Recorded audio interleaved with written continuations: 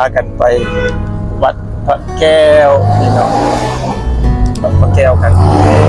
บรรยากาศสดๆเลยอายเป็นพาซิ่งเนาะขับรถที่เป็นอีกบรรยากาศหนึ่งหลังจากเอามาแต่หัวหินออกก็ได้มาวัดพระแก้วกันถ้าทุกๆคนเอาน้ำร้อยหนึ่งถ้าไปสิมาก็สามารถมาเนาะอะไรมีคนย่างช่วงนี้มันพอดีเป็นบ่ายโมงพอ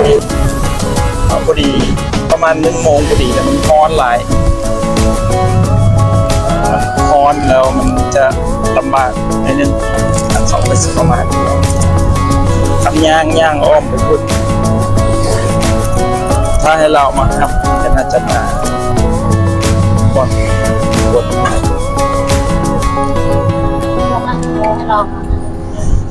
มันก็ต้องได้วนมาเอาแล้วมันก็มีค่าเท่ากันนั่นแหละเราก็ต้องได้เสียค่าฝากรถกันเลยโอ้ยังมาไกลเติมเพื่อกันเลย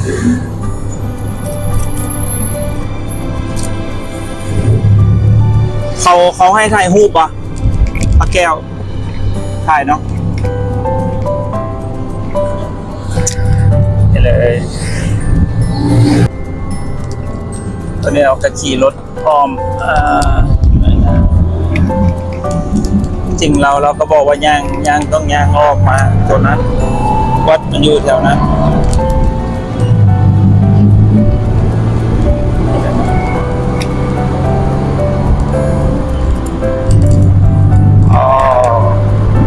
บรรยากาศสดๆเลยเนาะถือว่าก็โอเคเลย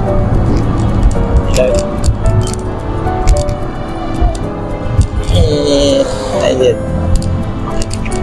มีคนก็ถือว่าหลายพอสมควร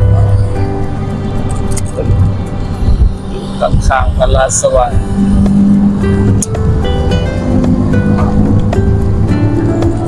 คนก็หลายพอสมควรเนี่ยโอ้ถ้าย่างกันย่างแม่ผมเราจะย่างออกมาแล้วนี่อยู่ทางไหนทางเข้าเดี๋ยวซ้ายไปนี้เนาะโอเคส่วนนี้คนก็หลายพอสมควรเลยเนาะแต่ว่าเฮาก็สิเข้าวัดพระแก้วกัน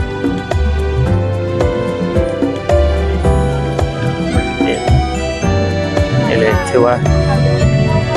ข้าเจ้าครับมีบริการมีไกด์มีอย่างแม่แต่ว่าเฮาก็ได้ไซส์นะอาจจะเข้าไปแบบฟินวินกันไปเลย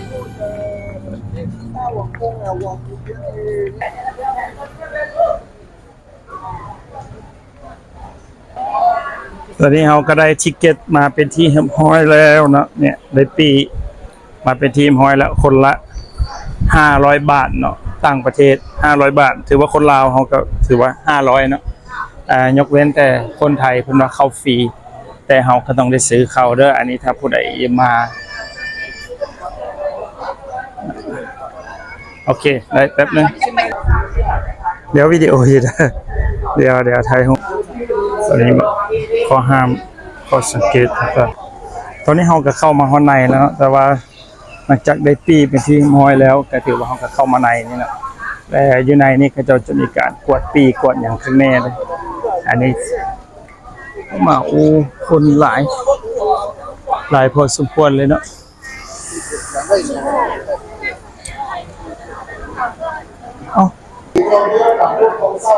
ตัวนี้ก็เป็น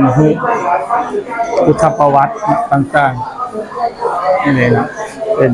ศิลปะอันนึงที่เราโชว์อยู่ในนี้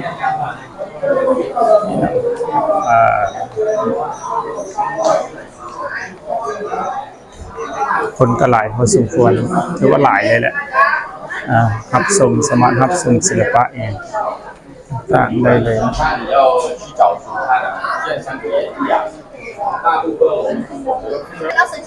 ตอนนี้คนหลายพอสมควรนะตอนนี้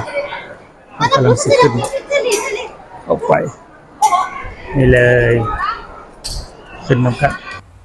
เมื่อเราเข้าไปทางในแล้วเจ้าหน้าที่เพิ่นจะบ่ให้ถ่ายวิดีโอเนาะเพิ่นจะแจ้งตลอดว่าบ่ให้ถ่ายเราก็อาจจะได้ถ่ายภาพนิ่งไว้เนาะตอนนี้เราก็เบิ่งพระแก้วมรกตเป็นที่เรียบร้อยแล้วเนาะนี่ก็บริเวณเราก็มาเลาะถ่ายรูปกันมาเลาะถ่ายรูปกันนี่เลยแล้วตัวนี้ก็เป็นจุดไฮไลท์ถ่ายรูปอันนี้เนาะ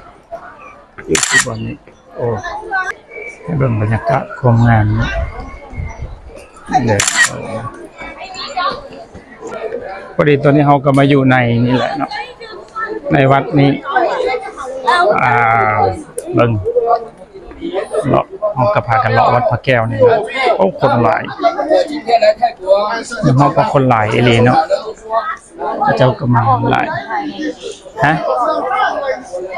ตอนนี้เราก็เลาะเกี่ยมออกกันนี่เนาะความงดงามโอ้งามหลายสะอ่อนซ่อนเนาะแต่ว่าเพิ่นอยากถ่ายวิดีโอให้เบิ่งเนาะที่ว่าจุดของพระแก้วแต่ว่าเพิ่นบ่ให้ถ่ายวิดีโออันนี้เราก็ได้ปฏิบัติตามกติกาของเพิ่นเนาะก็พากันเลาะไปเกี่ยมออกนี่ออกนี่เลยก็ได้เด้ออกเลยป่ะเดี๋ยวสิเลาะไปใส่เต็มเด้ทางออกโอเคตอนนี้เราก็เกี่ยมออกแล้วเนาะเพราะว่าเลาะไปก็โดนเติบแล้วใช้เวลาในการเลาะนี่ก็โดนเติบแล้วพอดีทางออกใส่ละโอ้พุ่นเลยทางออกคนหลายยอมรับว่าคนหลายอีหลีเนี่ยอันนี้นะคือว่าหลายส่วนใหญ่เป็นนักท่องเที่ยวเจ้ามาหลายอีหลีสำหรับนักท่องเที่ยวเลยต่างโอเคถือว่าตอนนี้เฮากะเกี่ยมออกไปแล้วนี่ฮะเนี่ย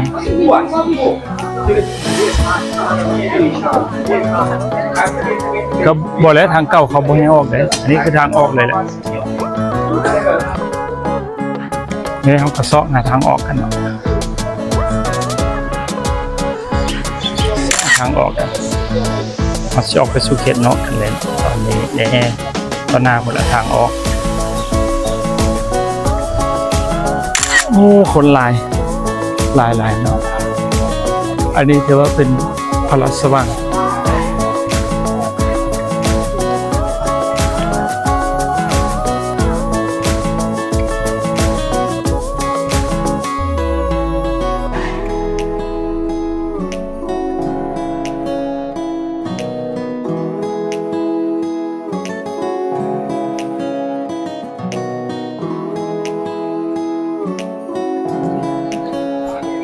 เอาตอนนี้เรา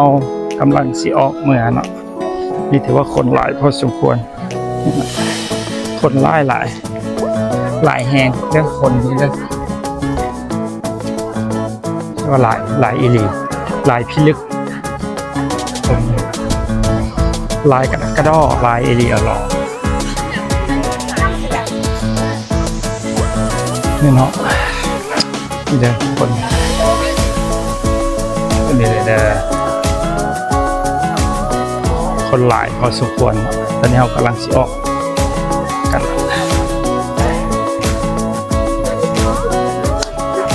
แต่ตอนนี้เราก็พบทางออกเป็นที่ห้อยแล้วจุดสอบถามหลังจากเราซอกมาโดนเติมทางออกซับซ้อนเสียเหลือเกินเนาะทางออกสำหรับทางออกได้ย้อนแต่ว่าเอาได้เอาน้ำมานำเส้นก็ยุ่งคือกัน